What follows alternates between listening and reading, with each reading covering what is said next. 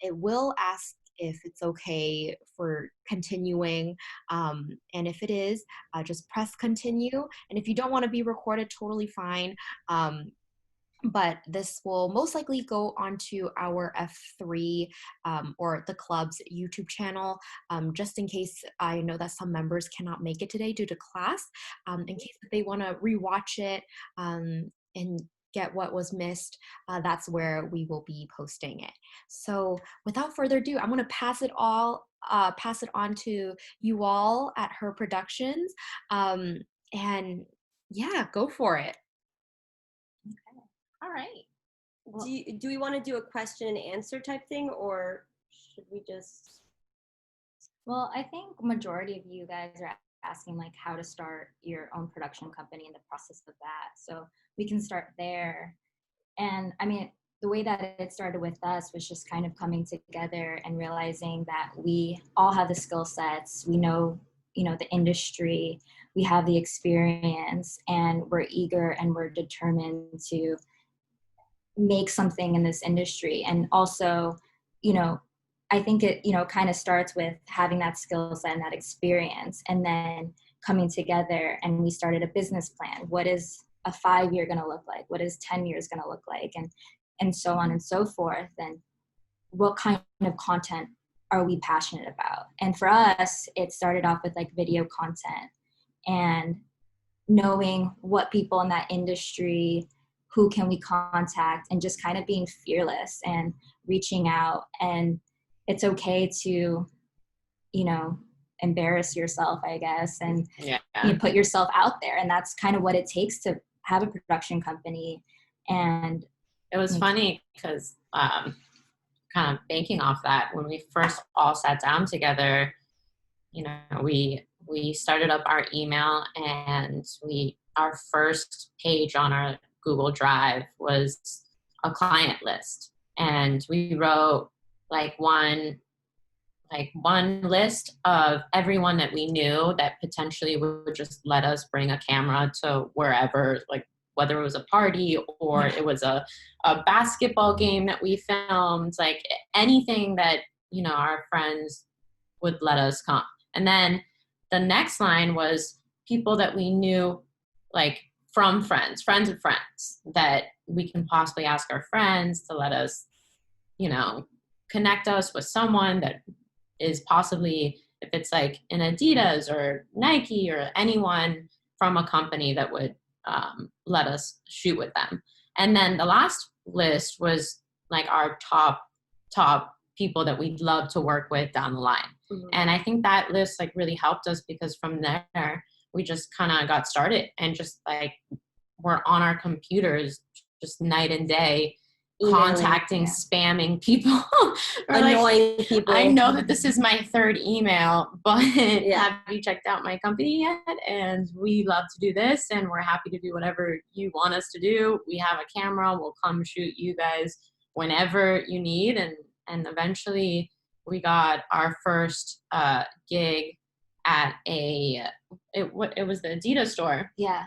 And we came. It was a party, and we asked if we can, because our friends were the DJs, so we asked if we can shoot the whole event and if they'd like the video.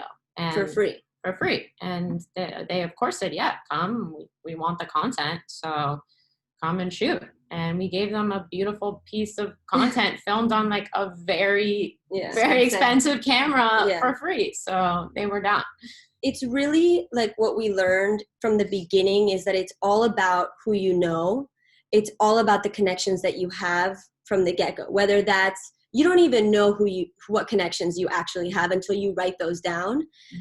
And think, even if it's your friend that works in marketing, like that person's going to help you in the long run. Even if it's somebody that's not even in the film industry, that person can know somebody that knows somebody. Mm-hmm. So like writing things down is so important. Like the list of what Nicole said, the client list, and I mean the contact list. And also being willing to not make any money the first few, doing things for free. Yeah. So like that party, like my sister, she was working at a basketball event, and we were like, let's bring a camera and shoot that. So we brought a good camera, and of course the person that brought a camera is a friend that has a good camera. So like every aspect of starting this company was through friends and through connections, whether that's from camera, from events, parties. So it's really important to like just remember who you have as friends and connections, and even teachers, students, like they're going to help you get to where you need to go. Yeah. We also made a crew list as well. So we made a list of all the cameramen that we knew, all the people that can help us with sound, all the people that can help us with lighting.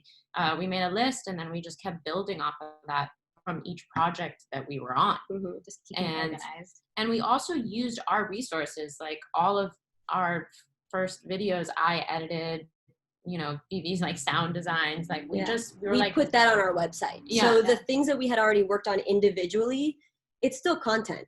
Even though we didn't necessarily produce it, we still worked on it. So we put that on our website. Yeah.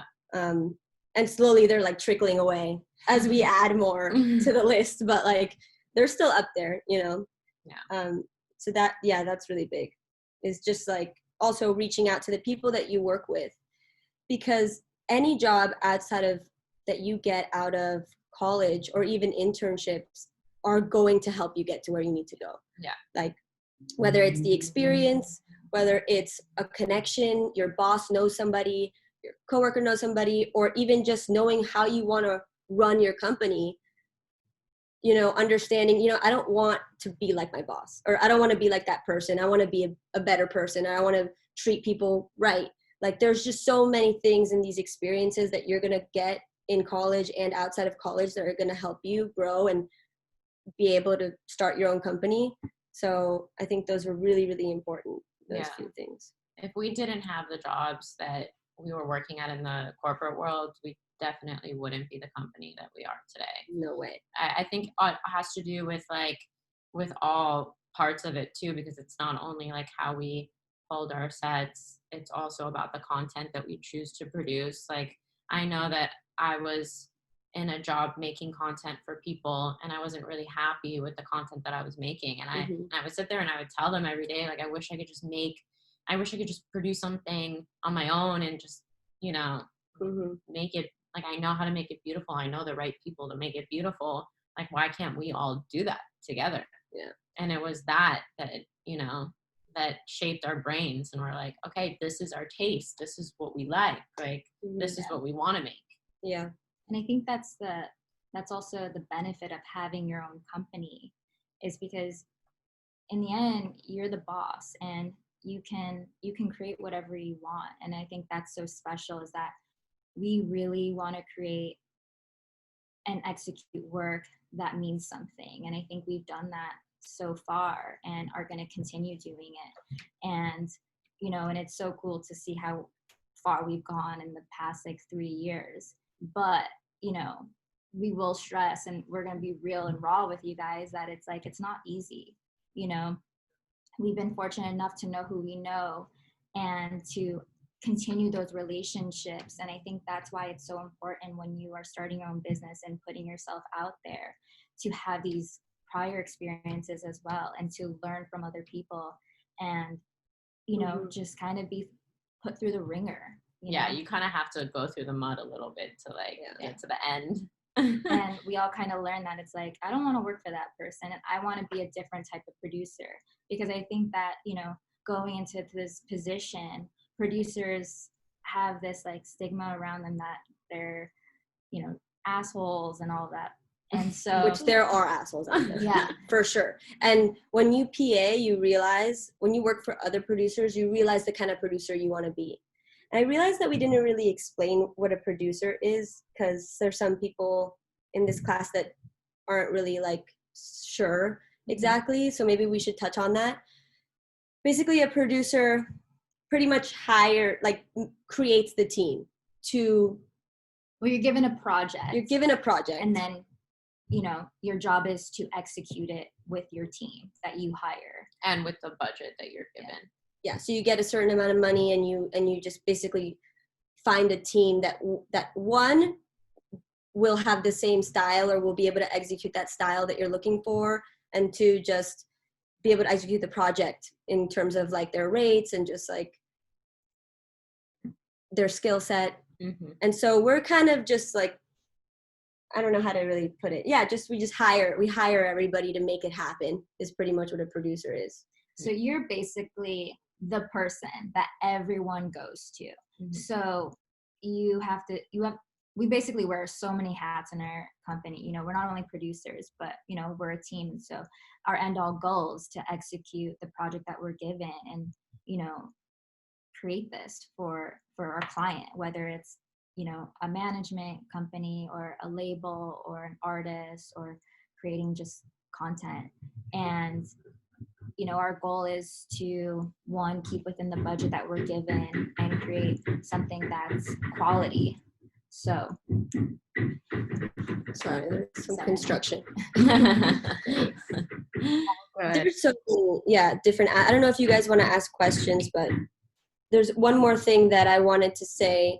When we first started off and in all these low budget projects, which we took on like anything we could get. Everything and anything. Anything and everything. Yeah. We are talking like budgets that Zero. don't exist. And put then our own ones, money into things. Yeah.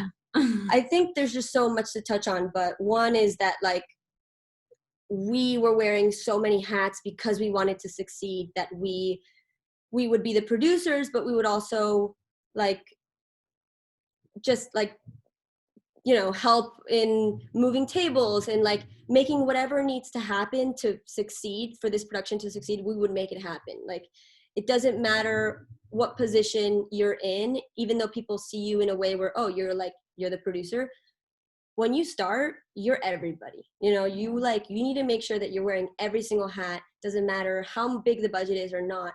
Every single project should look in the end of high quality because you've given everything that you've got. So it's hard. Yeah, I mean, but we've done the art department before. We've directed before. Yeah. We've been a PA on our own Talent. sets. We've been talent. We've made. Oh, I can't even tell you can look at our music videos, and we are in those music videos. Yeah, I mean, we had to do what we had to do to Yeah, get or the like production. My sisters, my aunts, my uncles, they're all in our music videos because we couldn't afford to pay for them. But like, those are the people that are going to help you succeed. You know? And that's like something to touch on is that you have to be patient in this industry. Not everything is going to happen all at once, and you're not going to make money those first few years. And you're going to have to just keep focused on what your end all goal is. And it's, you know, creating this production company. And that's why we're still here today, is because we've taken on those jobs, we've done the work, and we're still doing the work, and we're still learning, we're still trying to stay focused. Yeah. And, you know, even when you're up, don't stop, like just keep going. And that's what's so cool about having your own production companies, that you, not that we didn't care in our other jobs, but it's like your baby, so you care a little more. You know, and it's like everything you do is on you. You know, that's a reflection of us, is our company. So the way that we talk, the way that we handle things, is the way you treat people. Yep. There's some questions I think maybe we should touch on in this chat. The first question is, what are some of the really important, boring business stuff that you may not expect but need to know creating a production company? Insurance. Insurance. That's that's key, because someone gets hurt on your set, you're gonna have to have workers' comp and make sure that they're compensated. Why don't you explain what workers' comp so workers' comp is basically, you know, if someone gets hurt on your set, and they have to go to the hospital, you know, that workers' comp is going to cover their bills. It's going to cover the time that their leave of absence that they can't work for. And insurance covers liability if equipment gets damaged or a camera breaks. So your insurance is taking care of that, and also starting an LLC. So we're not liable as individuals, our company is liable. So those are like the major. There is a book called The Biz that I really suggest reading. It's about like legal and finances aspect in the film industry. I don't know if you guys have read this book. It's really, really good. And there's so much you need to know in the business world, and we're still learning. And I got this book this year. We're still learning because we didn't go to business school. And if you have gone to business school for it, that's awesome.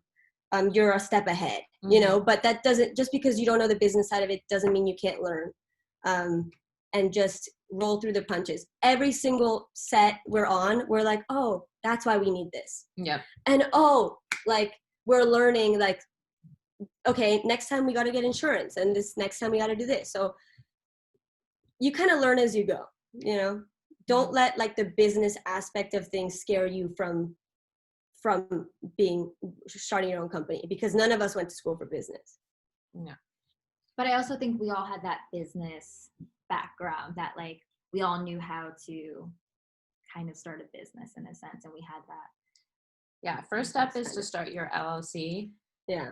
And get it on paper, make your name, and then once you see it on paper, that's when it really like hits you, and yeah. Taxes too. Oh yeah, yeah.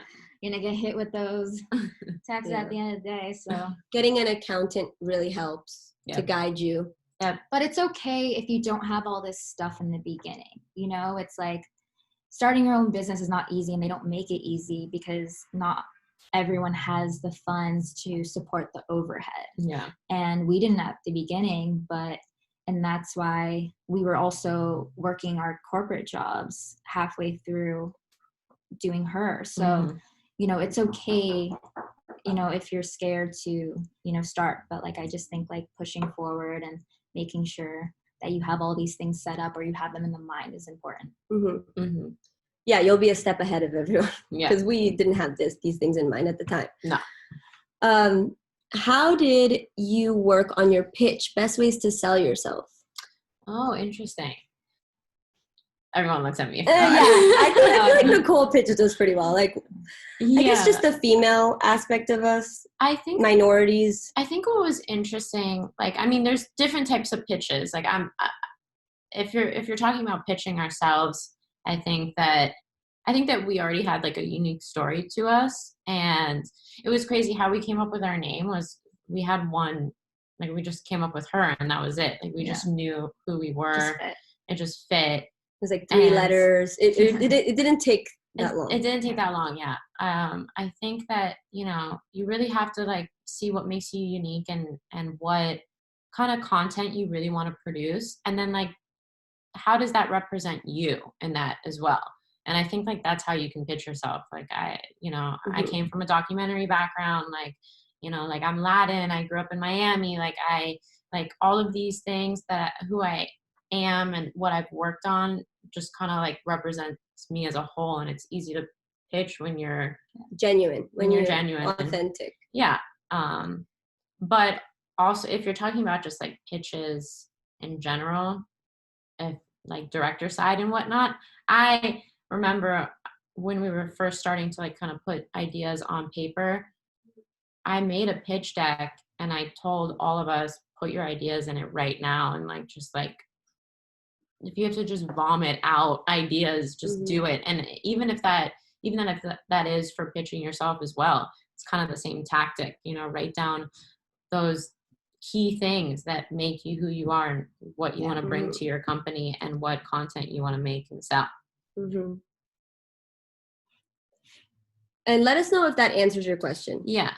Because what was the process like around becoming a legitimately recognized company through trademarking and contracts, etc.?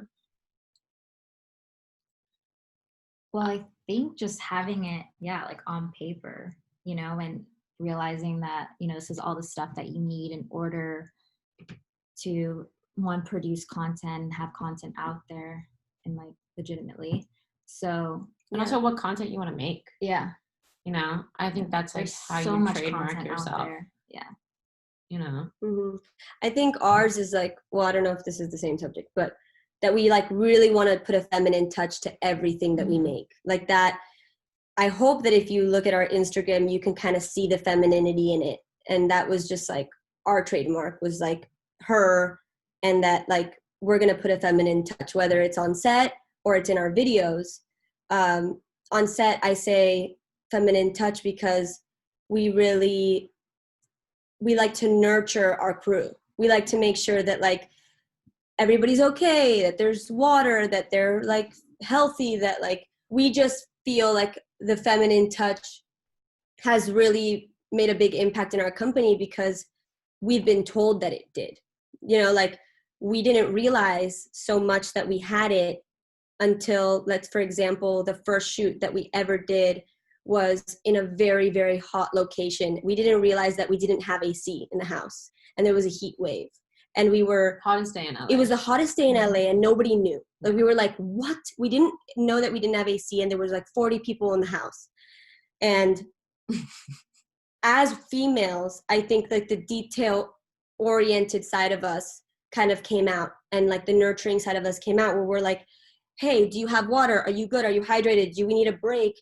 Just kind of like being very like humanizing each person rather than just thinking that they're like, we're there for work, you know? And we didn't really realize how much that affected our company until the next day when everybody wrote us in an email like, thank you guys for being so attentive, and thank you guys for like showing how much you like cared about us on set. Like we haven't really felt that in a while. And we were like, oh, like that's interesting. And I think that we realized then how that's kind of our trademark, just kind of like being real, being human, and like treating people with kindness.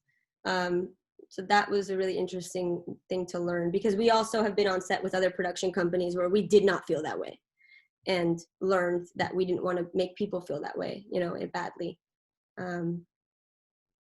And contracts, you could find contracts, like sample contracts online. mm-hmm. And, you know, because not everyone is going to have a lawyer from the start. And, you know, so they kind of have like the dummies, like to do, how to start, what to do. And so yeah, we like made all of our own contracts. We made all of our own releases. I also asked, you can find everything online, and you can pay for them, like $30 for a contract that like is legitimate. But I also think like asking for help, like I would ask other producers like how to do this, are we covered, are we gonna like get in trouble? So, you know, just kind of asking for help and seeking advice and stuff, and what you need is really important, because, you know, one, you're starting a company, so you want to make sure that, you know, you are protected and you're not putting anyone in a certain situation, you know. So just covering your make company. sure that you're covered. Yeah, for sure. Yeah. Does that answer your question? Yes, thank you. Maybe what I missed year it. did you start?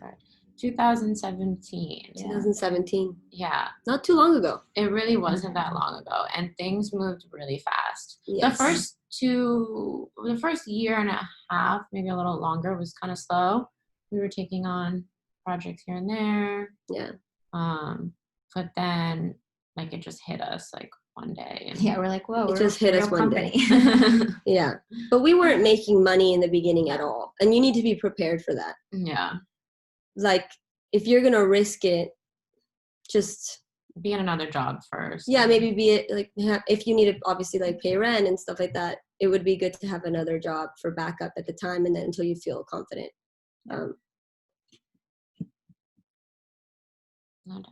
Oh, sorry. How has COVID affected your business, and how have you adapted? This is a great question, because this is really interesting, and like I'm sure that you guys are all wondering how to kind of get started in this strange world that we're in right now. Yeah.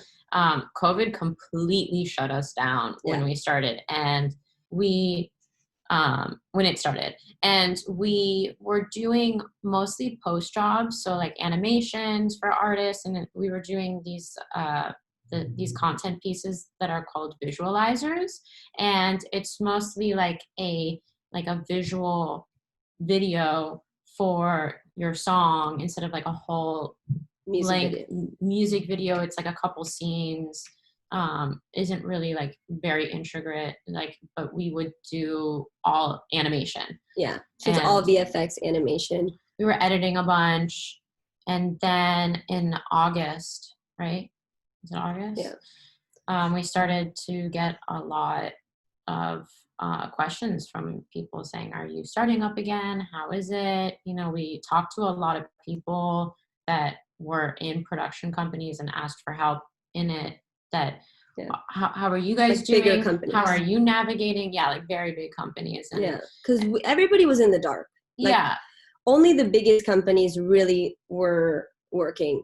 And so we were like, we need to start working. Yeah, and we were also checking the news a lot, making sure like what was safe to be able to do and put our crew in. And because I don't think production started back up until I think it was like end of June, beginning of July. Yeah. So they were still figuring out how to handle the COVID protocols. So, you know, we're not infecting everyone or whoever has it, you know, how to keep your crew safe. Yeah, because as a production company, you're liable for these things. So you want to make sure that you're covered in everything. So we did a lot of research. We made a lot of contracts. We made handbooks to like make people aware of Agreements. We have agreements. medics on set, like regardless of the budget, you have to have medics on set, which is really tough with a lower budget because it's really expensive. And so plus PPE is really expensive too. Yeah, PPE is expensive, which is protective equipment.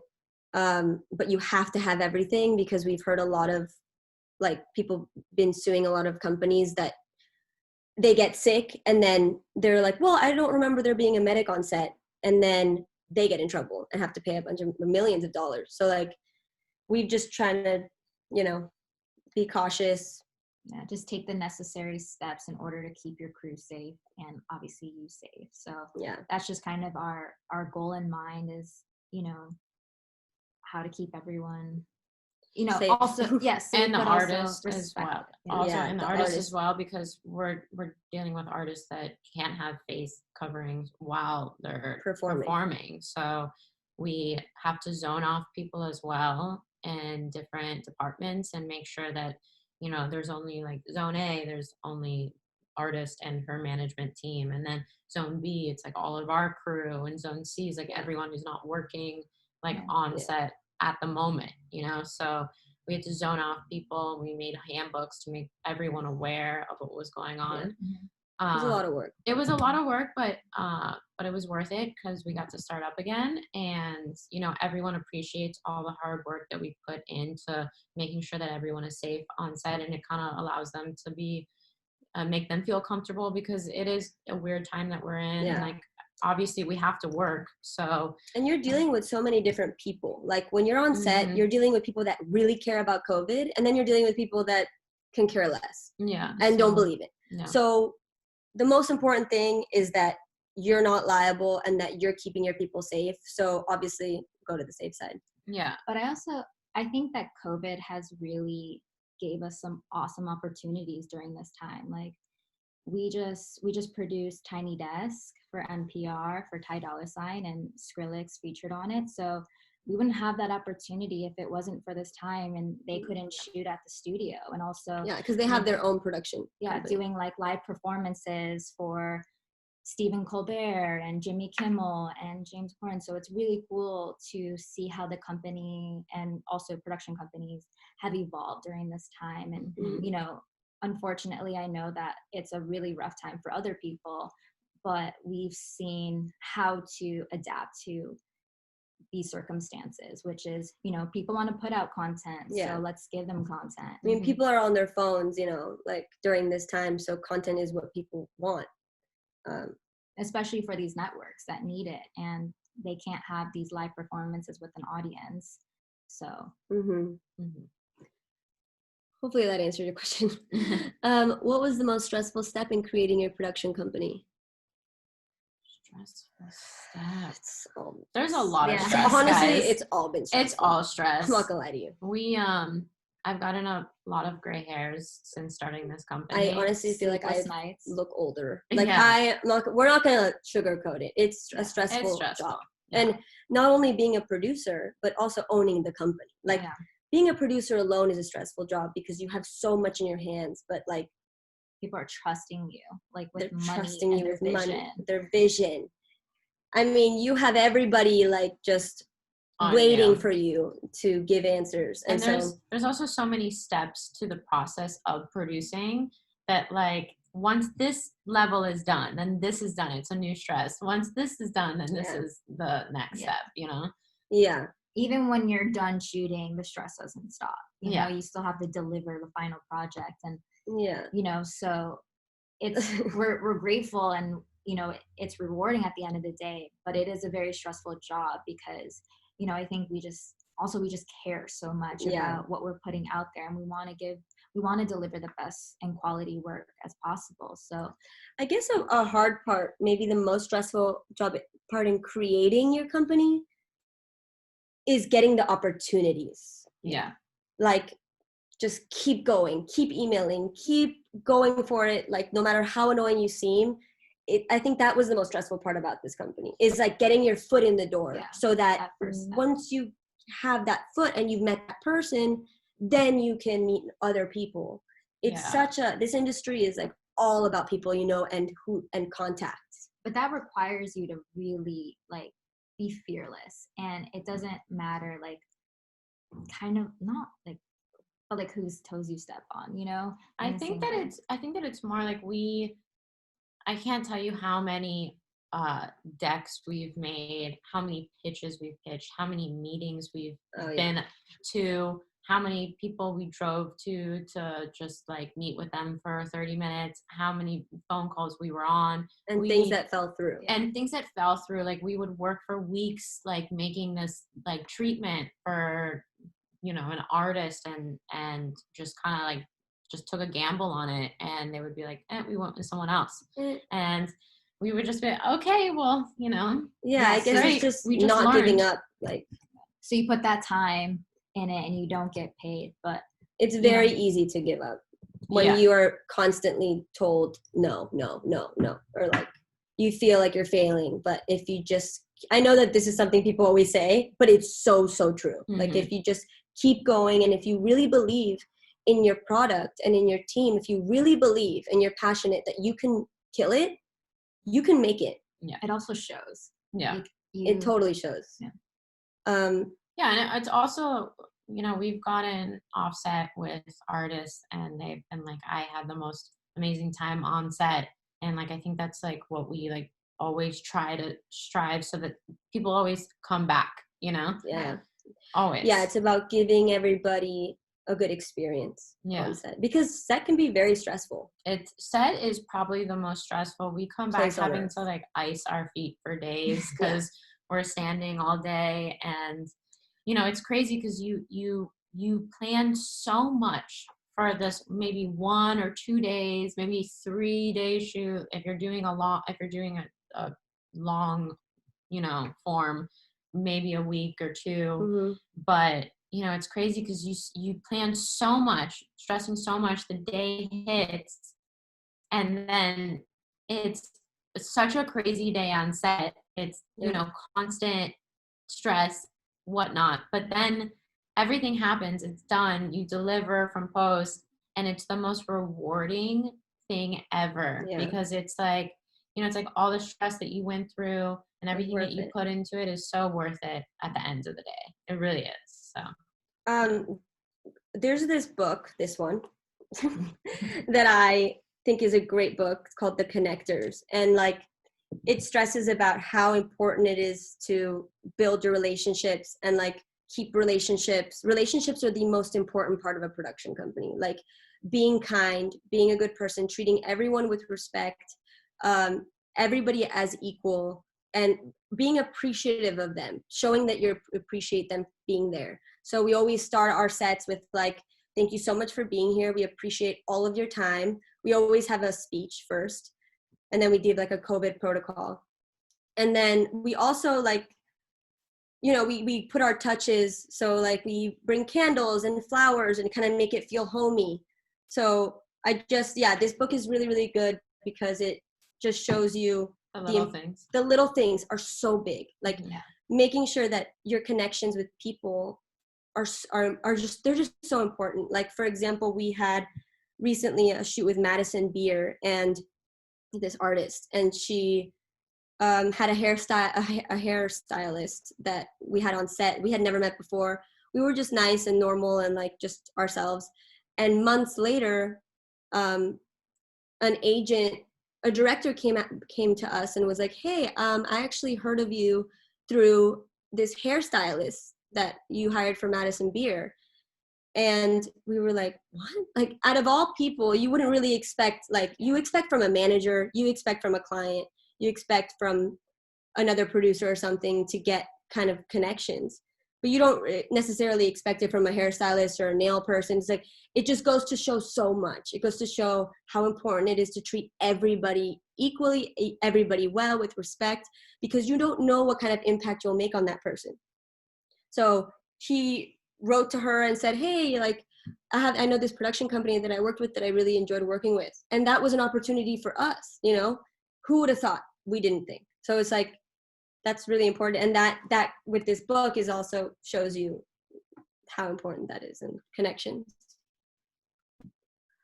I know that originally we said that the time would be 5:15, and we have still a couple of questions here, and I think that, you know, they're all so also like critical, you know, but I also want to be respectful of y'all's time. Would it be okay if we were to go a little bit till like maybe 5:30, just so that we have some time to go through the remaining questions? Of course. Yeah, sorry, we're talking a lot. Maybe we should get to the point. There's a lot of stuff. We're just like, We Okay.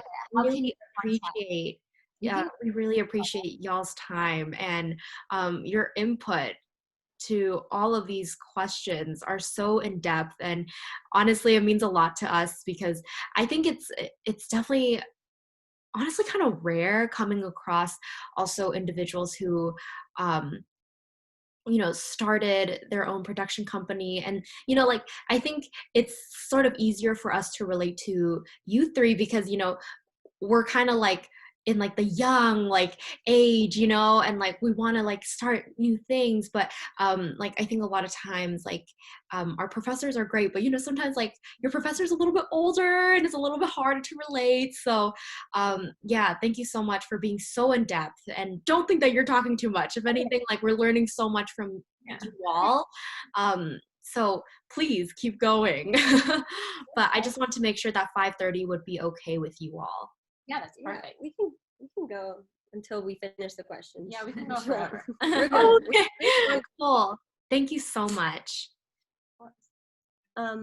Is there a way to contact you guys if you have any further questions along the way? Of course. You can contact us. We have an info at her-productions.com. You can also find it on our website as well. In our Instagram. And our Instagram. We can But share. don't DM us, because it gets lost in the sauce. Yeah, it does. DM, it's email is always the best way to do it. Yeah, and I can provide that. Yeah, we so can you provide. pass it along. Do you ever? I'm the blind one. Did you guys, so- ever feel there was a low point in your journey? How was that, and how did you deal with that? Ooh. Low point in our journey. I mean, I think yeah. that maybe we talk about the holiday season. Yeah. I think that so And in summer. in the industry, it seems that the entertainment industry likes to take a very, very long break during the holidays. So usually around this time, like it slows down. It slows down a lot, and so we weren't used to the heavy like push throughout the whole year, and then holiday like starts from November, even October, and kind of starts dying until January, and in January you pick up again like crazy again. So I think that was a really hard time, because I think we went from such a high. We did Camila Cabello album cover, and then everything just got really slow, and we felt like a lot from it, because it's hard to go from such a high point to go to being really slow again.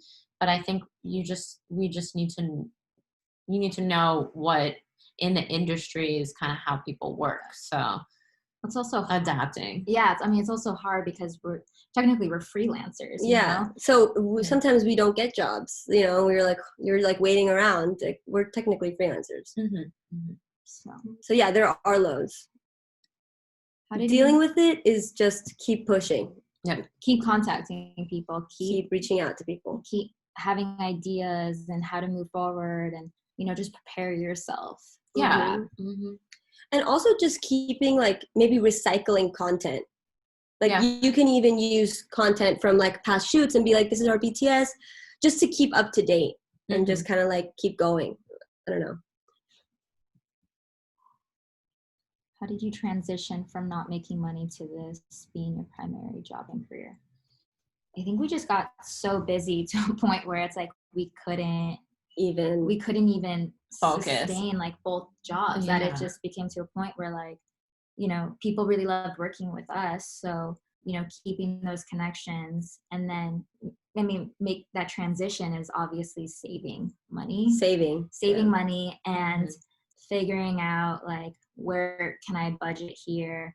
Where can I budget there in order to keep my company alive? Because, I mean, it's easy. It's like so easy to give up. That was the thing, like, holding us together. Is like, we're like, no, keep going, keep pushing. Like, we're gonna make money. Just be patient. Like, get through this time. And, you know, so that transition is really tough because I'm so used to having a 401k and having benefits and taking 2 weeks off during, you know, the winter and summer. So that transition was hard for me. But then realizing that if I just keep going and keep staying focused and keep reaching out and keep being annoying, that these jobs will come, and we'll be able to one day, like, just live off that. And also, like, even when we left our jobs and we were working on Her, we were still PAing for other companies. So we didn't think that we were above anybody. Like, it was like, we're still grinding, but we're going to PA for other production companies. And we learned so much by doing that. Being on set, figuring out how to treat people, how you want to be treated, all these things, like, come from experience. So we were making money off of still working off of other people's productions too. We took every job. I was editing everything and anything. We were PAing. We were anytime anyone was like, hey, we need a deck for this, we did it. We were yes girls. Anything you need, we will do it. You know? Unless you don't, like, really believe in the project, like, there's like obviously things, but usually you're yes person. Does Her Productions have an internship program?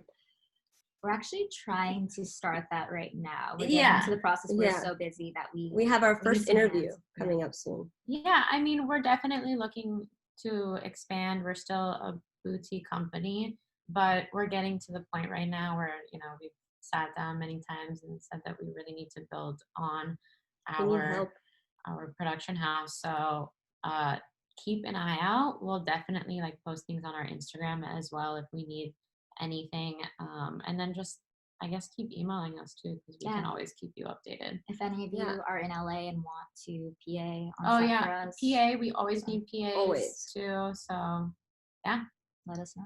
If you have a car, that's a plus. How can we get recognized by producers as a director and crew member? Oh my God.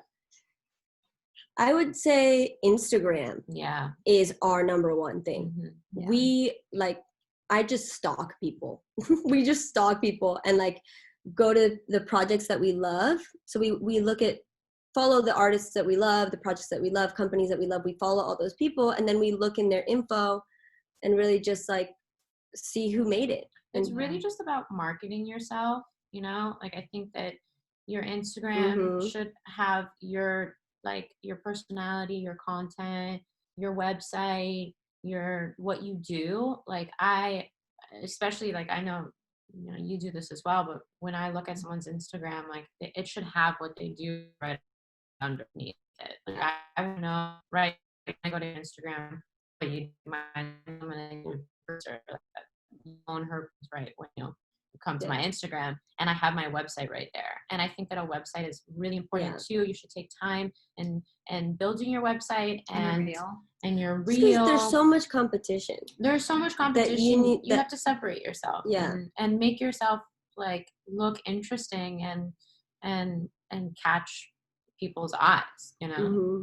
Also, like writing the city that you live in really helps too, because you know, if you're from New York and we have a project in New York, we'll be like, oh, that's perfect. We'll reach out easier. Yeah, but I think, you know, getting recognized by, you know, by other producers as well. And if you're a director and want to work on set, just reaching out and putting yourself out there, and, you know, also just like following other people in that field, and just be willing to take on anything. And you never know when an opportunity is going to come, and that's the thing you should, you know.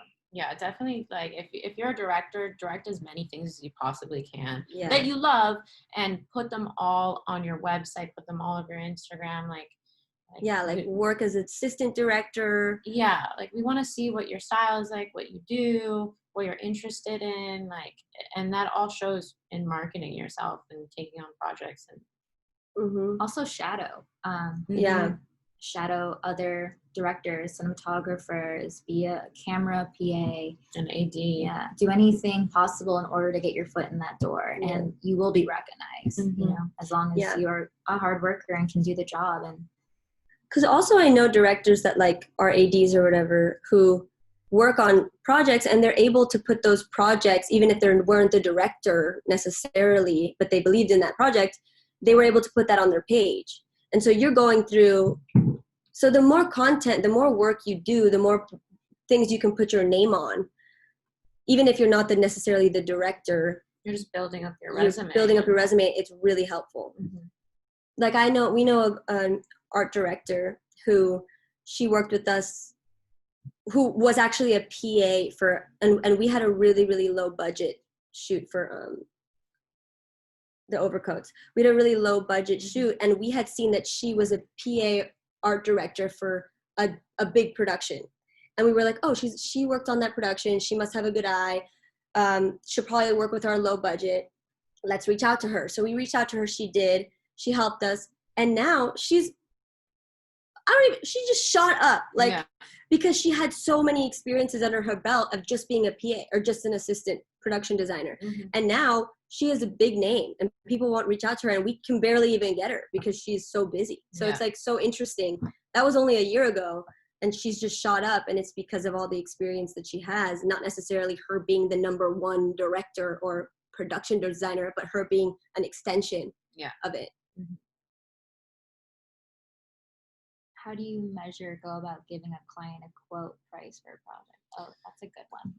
That's hard. I mean, it's funny because when we first start on projects, we'll take the treatment, you know, because we need a creative to be able to tell a client, or not necessarily, maybe not a creative, but this is what I want to make happen.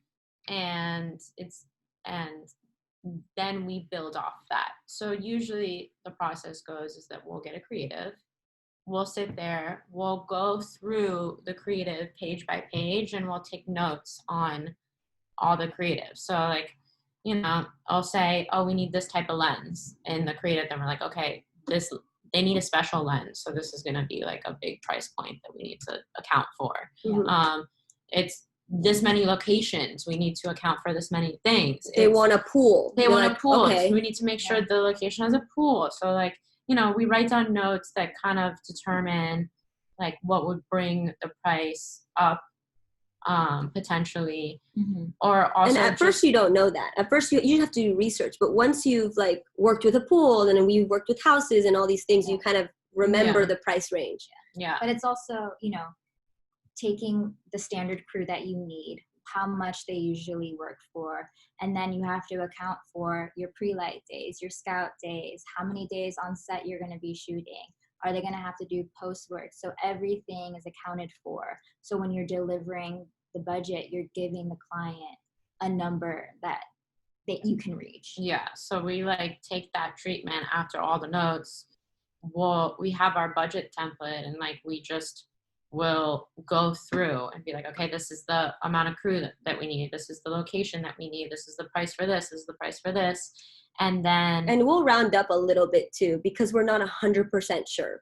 yeah. And it's better to be safe. And usually you end up using that money because it's everything is expensive. And you put contingency in just so like any OT, and there's always going to be OT. And overtime. You're always going to have, you're always going to have contingency is basically like a cushion, like a percentage of the budget.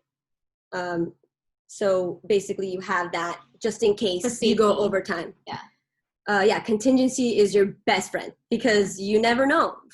You never know. Also, productions usually run overtime a lot. So it's just always to have that in, and the client gets it back if it's not used. Mm-hmm. Yeah, if you don't use it, then the client. And then, and then we can kind of tell how much like a music video of this level is going to cost opposed to a low budget music video and what they want. I mean, if you have dancers, you're going to have to add on to that. And especially sometimes, like if you have a female artist, you have to take in account of like glam, hair, makeup, nails, all of this stuff. So, we're expensive. Yeah. It is very expensive to work with female artists. And then you get to a point where you do so many budgets that you can't look at a music video and not think numbers. Yeah, it's like we're like, oh, this costs this. Like we know, like we can watch a Cardi B music video and be like, okay, like that's completely, insane how much. Yeah. I think that the biggest take is that for this is like, you're going to learn as you go. Mm-hmm. Like you can do it.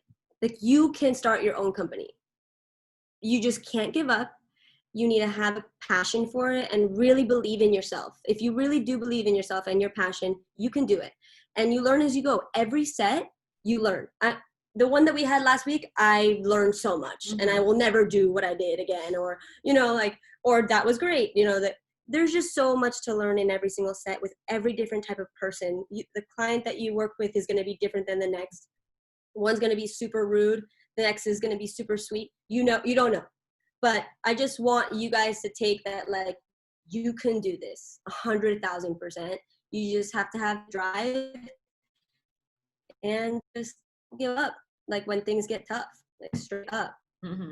It's so real. Patience. But I wish somebody told me that earlier on, that like you can do what you think you can. Like even if you're working in marketing, even if you're working in something completely different, you have the capability to learn about every single thing through experience. But also I think like loving what you do as well, is because we wouldn't be here speaking with you guys, or we wouldn't be here where we are if we didn't love what we do and love what we put out. Yeah. And so I think, and I hope that shows through our work, and we put our all into everything that we do, and sometimes it's too much. Yeah, it's a difficult industry to be in if you don't love it. Mm-hmm.